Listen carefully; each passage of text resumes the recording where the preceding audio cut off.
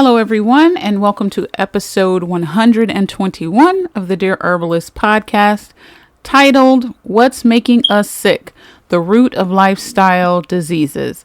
My name is Justaria, and I am the Demystified Herbalist. If you are new here, you are most certainly welcome. And if you are a returning listener, thank you so much for your continued support. Tonight, we're going to begin part one of our two-part series on diseases of lifestyle, breaking the cycle naturally and clinically. I thought it was very important to talk about lifestyle diseases, at least for the next two podcasts, because a lot of people suffer from them. If you look at the statistics, 74% of global deaths are caused by non-communicable diseases, NCDs, such as heart disease, cancers, diabetes, chronic lungs diseases, and 80 to 90% of heart disease, stroke, and type 2 diabetes, and up to 40% of cancers could have been prevented through changes in the lifestyle and diet. And so because we are seeing an influx and a greater increase in lifestyle diseases, I felt like it was very important that we discuss this subject tonight. So if you are a new herbalist, a seasoned herbalist, a plant enthusiast, if you're just a person that loves herbs and you want to hear more about them and how they can help you, if you are here just because you want to listen and you're curious, all are welcome. Whosoever will, let them come, right? So please grab your pencils, notebooks, papers, pads, back a receipt, and tune in tonight because I have some gems for you. Now, because I'm an herbalist educator, definitions are always very important to me. So I'm going to define lifestyle diseases from an herbalist perspective. Okay. Lifestyle diseases are not just buzzwords or, modern labels that you may hear. They're living signals from the body. The body is giving us messages that something is out of rhythm, out of balance, and often ignored way too much. So as herbalists, we must not only recognize what these signs are, but also guide our clients in decoding them with compassion and clarity.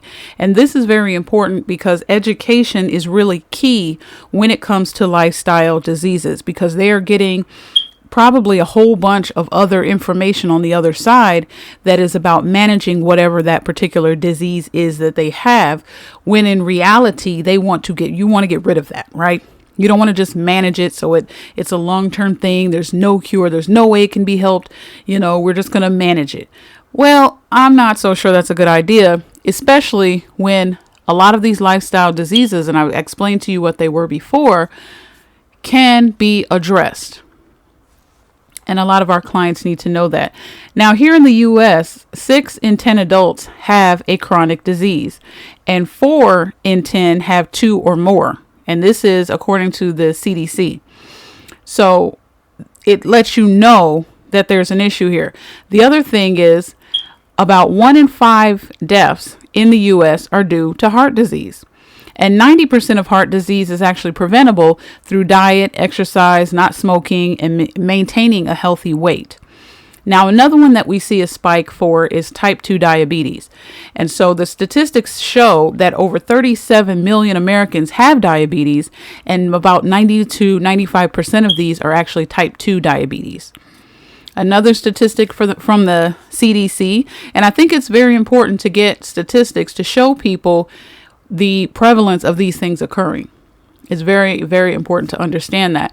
But according to the CDC, an estimated 96 million adults, which is basically 1 in 3, have pre-diabetes, and more than 80% don't even know it. Another issue is obesity and metabolic syndrome. So 42% of U.S. adults are classified as obese. Obesity in and of itself raises the risk of 13 different types of cancers, heart disease, stroke, and type 2 diabetes. Let's look at mental health really quickly. And I'm just trying to give you guys some stats to lay the foundation for what I'm getting ready to tell you, not only in tonight's podcast, but even the one next week. Mental health and chronic disease. So people with chronic lifestyle diseases are 2 to 3 more times likely to experience depression.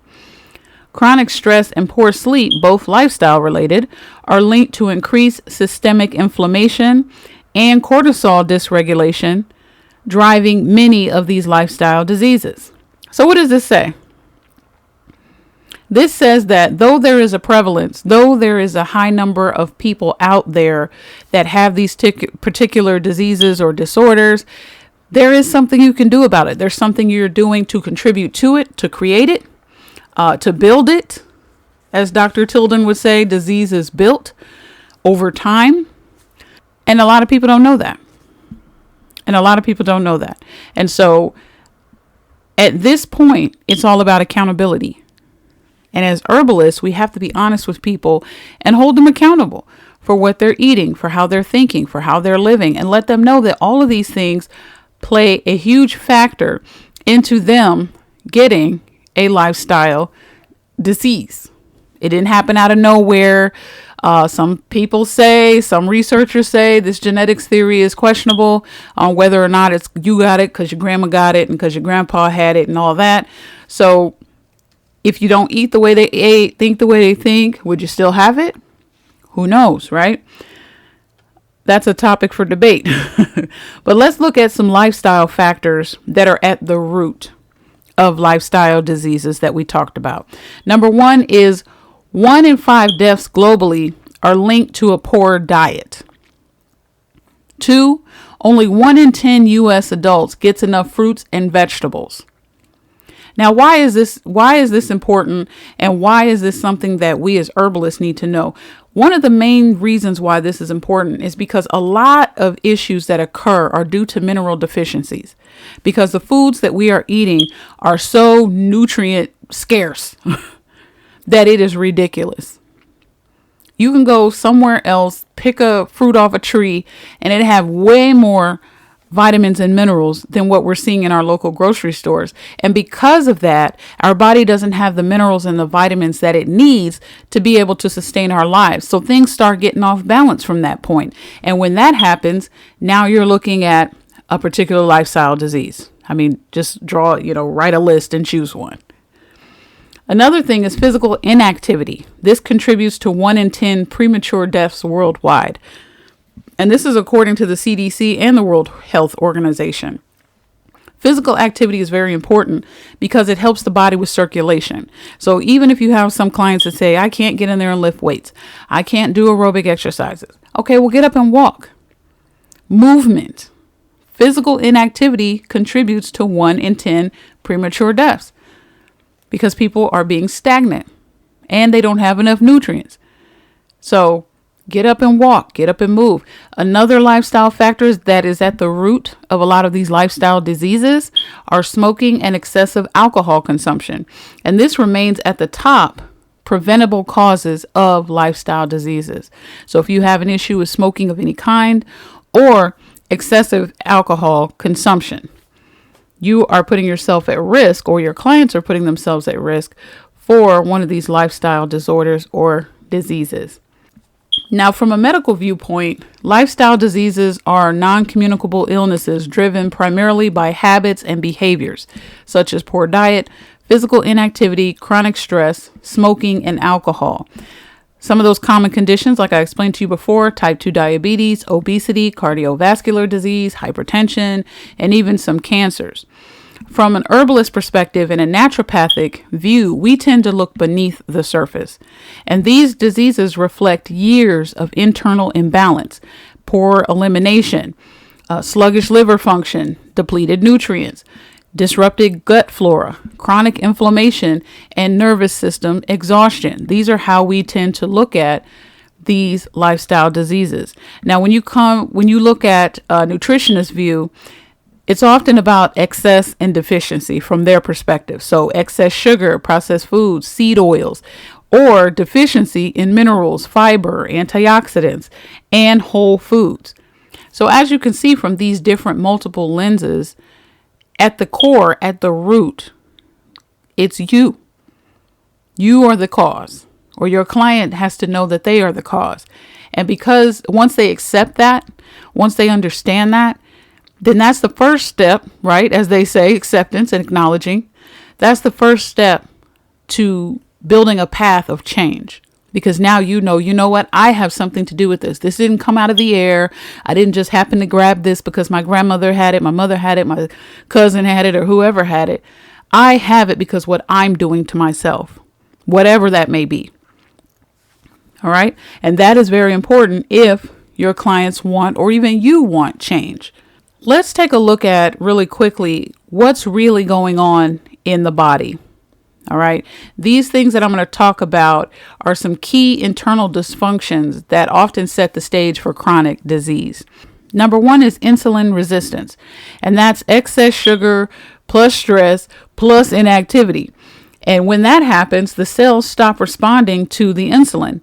Your blood sugar raises and your fat storage increases, and inflammation at that point becomes chronic. Another one is chronic inflammation. This is another key dysfunction that happens. Again, we always look at the root as herbalists.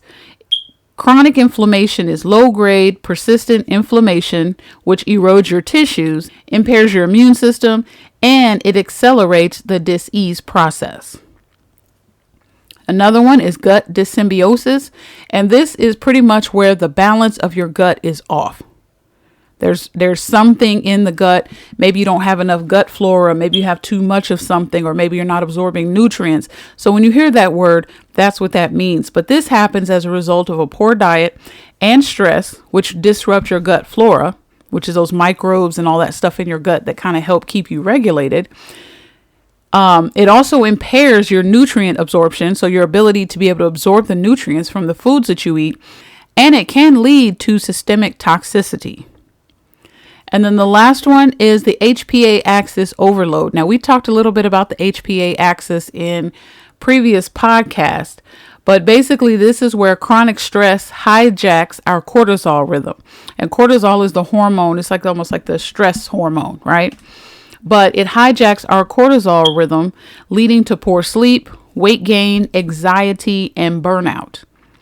So if you've listened to the things that I've said, for yourself or for your clients, you probably can identify yourself in some of these spaces.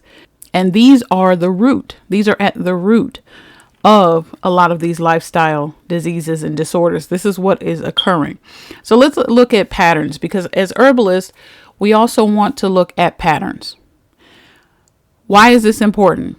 Because patterns give us a picture into what the clients are doing, how they're doing, what's their day-to-day, what do they eat, all of these things. And most people don't just have a single bad habit. They have interconnected patterns. So, for example, lack of sleep leads to caffeine overuse, and then caffeine overuse leads to sugar cravings, poor focus, more screen time, and emotional eating. These loops become invisible cages that people can't really see. But it's a problem. So as herbalists, make sure that when you have a client that's sitting in front of you, or a consumer, or however you want to, a partner, however you want to label your clients, when you have someone sitting in front of you, it's important to really take that time in your initial consultation to understand and look at the patterns based on the information that the client is giving you. And then show them. Draw diagrams so that they are able to see how their lack of sleep leads to caffeine overuse and sugar cravings and poor focus and more screen time and emotional eating, and how these loops happen. Because some people don't know. We get stuck in a pattern. We're creatures of habit, and we just eat and we just go and we just eat and we just go. We don't even pay attention until it's a problem, until we're exhausted, or until the body is like, hello, I can't do this anymore. Something needs to happen. You need to address these issues, and it starts ringing the alarm. Well, if you have been diagnosed, or anyone you know have been diagnosed with any type of a lifestyle disease, then you know that your body is ringing the alarm now. And now it's time to pay attention, and it's time to change course. So identifying those patterns is important. Now, some other things that we as herbalists must consider when working with clients that are facing these lifestyle diseases: we must acknowledge emotional weight. That's the first thing. That is very, very, very important, because many clients feel overwhelmed, ashamed, or even believe that it's too late. Some may see their diagnosis as a life sentence, and so we must create a safe space for them to express their grief, their frustration, or their fear. This is very important. Number 2, focus on empowerment and not perfection. So help your clients reframe their condition not as a failure, but as feedback. Like I told you before, the body gives signals all the time that something needs to be fixed or corrected or adjusted. We just don't know how to read the body's signals. And if we don't know how to read the body's signals, then we don't know what to do. We feel helpless. So empowerment is very important, because letting your clients know you have the power to change this. You don't have to let cancer be a death sentence. You don't have to let diabetes get you up out of here, get your foot cut off. You can do something about it. These are the things that you can do. So that is one of the things that clients need to know. It isn't about perfection, because, we all may be eating something we don't need to be eating. We all may have habits or stuff that we need to break.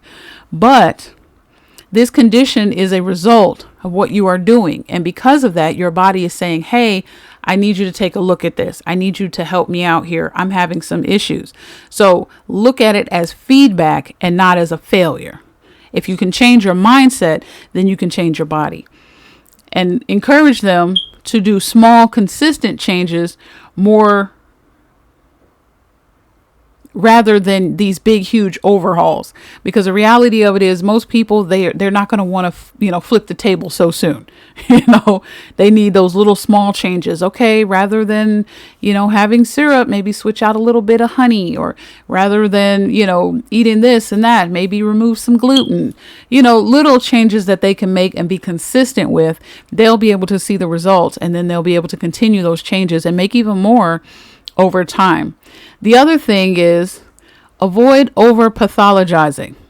Okay. Recognize that many bad habits were born out of survival, stress, trauma, time, poverty. So having some compassion is very, very important. Not everything has to be so clinical, but really understanding that people do things for a reason. And though we may not understand the reason, it's their reason.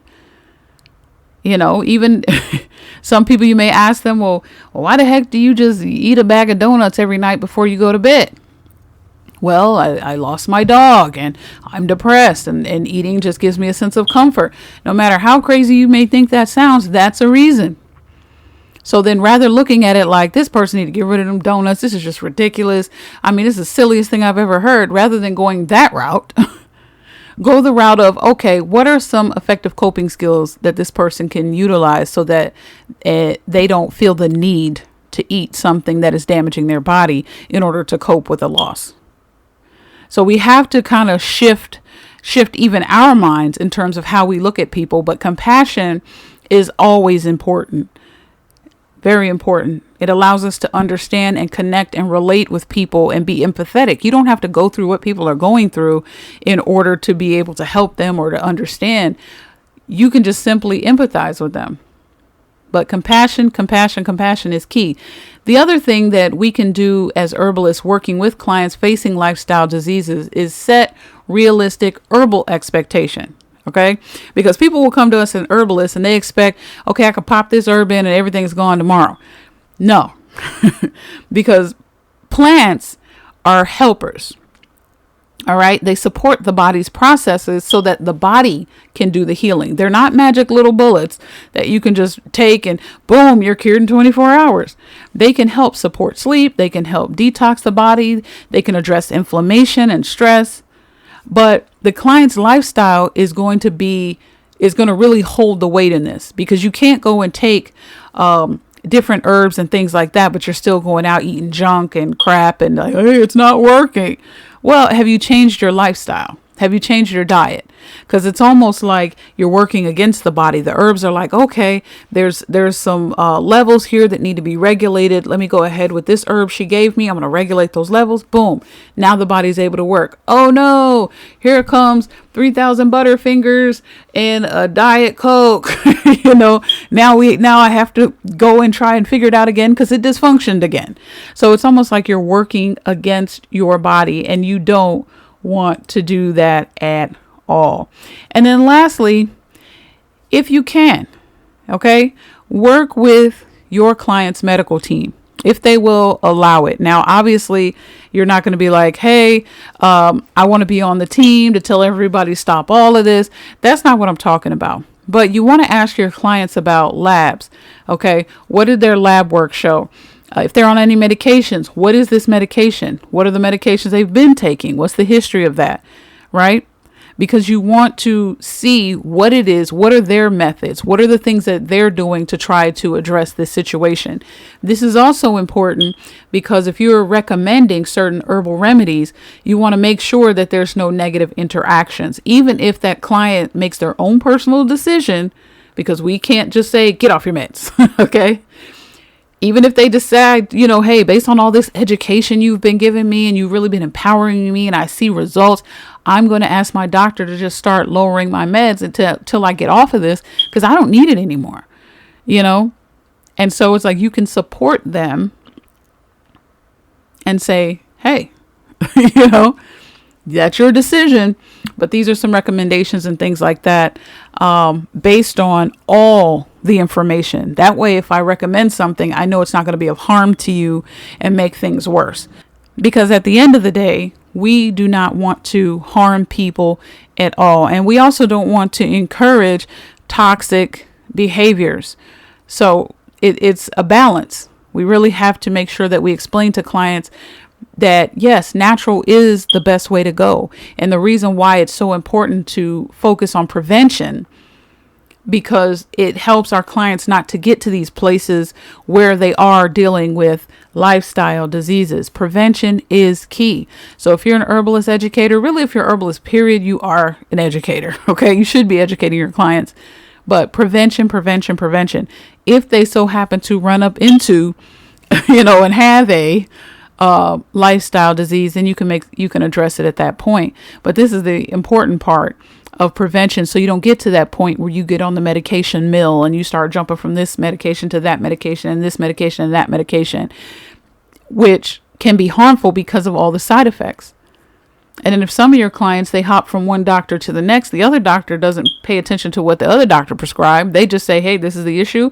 This is the other prescription. And a lot of times, one of the main differences between pharmaceutical drugs and whole plant herbs is that with pharmaceutical medications, they have one part of the compound, right? Whereas a whole plant can target so many different areas of that disorder or that imbalance from multiple different angles. That is the huge benefit of using plant medicine versus pharmaceuticals. But ask somebody else, they'll be like, that's not true. But it is. So some other things that as herbalists that we must also consider is that we're going to have a reset of their foundation with our clients. We have to help our clients begin again. So when it comes to hydration, we want to say aim for half of your body weight in ounces. When it comes to nourishment, we want to recommend whole foods over processed foods, cooked greens, good fats, bitter roots, things like that. When it comes to movement, we want to talk to them about daily gentle movement like walking and stretching and some resistance work. Don't be afraid to lift a little weights or do a little resistance.